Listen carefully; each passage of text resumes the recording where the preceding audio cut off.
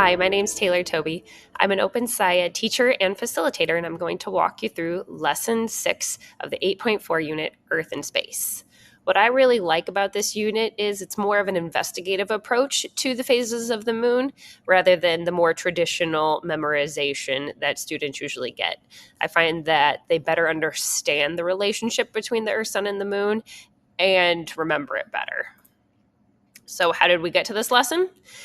In lesson 5, students figured out that there's a symmetry in the patterns of the sun due to the fixed tilt of Earth's axis as we orbit the sun. So they were able to use the model we've created over this first lesson set to explain the Henge events. That left us wondering, could we explain patterns that we see for the moon? Breaking down lesson 6, it is an investigation lesson. It takes 2 days, and it's about 20 minutes of prep. Most of it will be spent setting up 3D models of the moon and adjusting your Earth that you made for the styrofoam ball models in the first lesson set. This is a hands-on investigation along with a computer simulation. So yes, it will require devices for each student or each group of students. When we look at a snapshot of this lesson, in the first day, students figure out that we have these initial ideas about how the sun and the moon and the earth are interacting to cause the phase of the moon that we would see in the night sky.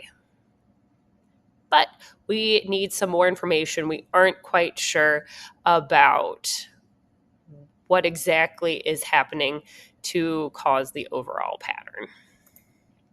Then in the second day, students figure out through a computer simulation that the phase or shape of the moon that we see is a result of its position relative to Earth, and that we can actually see the moon at different times of the day and night.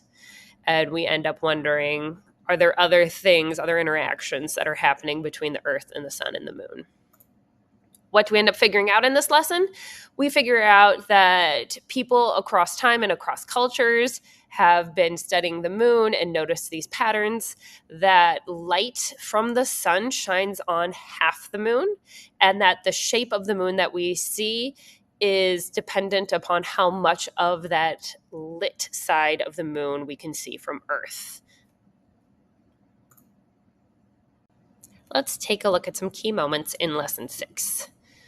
When students are physically modeling the lunar phase, they may struggle to change perspective, and they're viewing it from outer space as the person seeing the Earth, the sun, and the moon and thinking, hey, half of the moon is always lit up. It never changes. Through your questioning, you can get them to think about, well, from a little tiny person that's on the styrofoam ball of the Earth, what would they see? They maybe need to change their height, like squat down or tilt their head in order to try and mimic the view of the person that would be placed on the Earth styrofoam ball. They may be stuck in that outer space perspective. You may hear students mentioning shadow, that the dark part of the moon is a shadow, instead of saying that it's the unlit side of the moon. So just having them define like what is a shadow, what causes a shadow, and then connecting it to that nothing is blocking the light from that side of the moon, that the lit side of the moon is facing the sun. There is no shadow on there, and that unlit and shadow are two different things. During this time, students don't need to memorize the phases of the moon. They just need to be able to describe the shape. That way they can have communication about what may be causing the lunar phase that they saw in their home learning. In part 7, that is the further investigation with the simulations. It doesn't bring up eclipses in there. We are looking strictly at phases of the moon. They will start wondering about eclipses, and that will help us navigate to the next lesson. Now, for this lesson, we are not going into tidal locking or relative size or distance of the Earth, sun, and the moon. For that relative distance and size, they will get that in lesson set 4, where they're looking at gravity. And there is a challenge and extension for a lunar landmark where they can see that the same side of the moon faces Earth. And there is a reading further on that goes with that if your students would like that extension.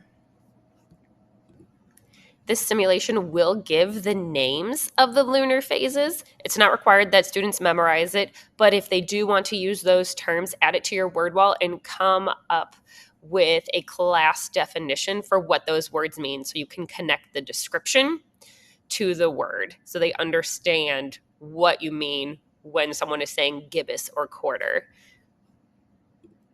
Where do we go from here? Well, students, after the simulation, figure out that the moon can be out during the day, which is very surprising, even though students have probably experienced that in their regular life.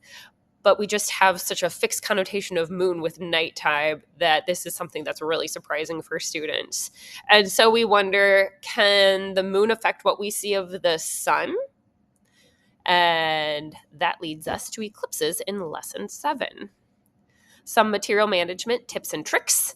So for the physically modeling, something I like to do for collecting and distributing materials is assign each student in the lab group to be one of those objects, such as you are assigned to be Earth and Moon and light, and they're in charge of getting that material, setting it up in their lab station, moving it if necessary, and then also bringing it back up safely when it's time to clean up. Everyone can take turns kind of observing in different ways, but having each child in charge of a specific material when there's a lot of really fun things out there, it's very helpful. This is one activity where blocking light is especially helpful because if there's light coming from other angles than just the light bulb that's representing their sun, you can have more than half of their moon lit, which then will make it hard for them to see the phase. I've used trifolds to kind of block the light from other groups, and that has been really successful. Once again, with safety, because there are light bulbs that are out, we want to be mindful to tell our students to watch, especially if you're moving the moon around, to not touch the light because that styrofoam will melt and leave a really funky smell in your classroom. So please be careful. And when they're putting the light bulbs away, they may be hot. So letting them cool for a little bit and then cleaning up would be a good idea. Word wall management. The words we earned in this lesson are lunar, meaning related to the moon, and phases, so those different shapes of the moon that we see in the sky. You can encounter the phases, so gibbous, crescent, quarter, waxing, waning, and then you would want to develop definitions together as a class for what those mean. Poster management, you will create a Phases of the Moon poster in this lesson, and then the important parts and interactions to include when modeling, you'll want to save that poster for lesson 7 later on. Thank you so much for joining me in discussing lesson 6. I hope your students enjoyed figuring out things about the moon, and I look forward to seeing you in lesson 7.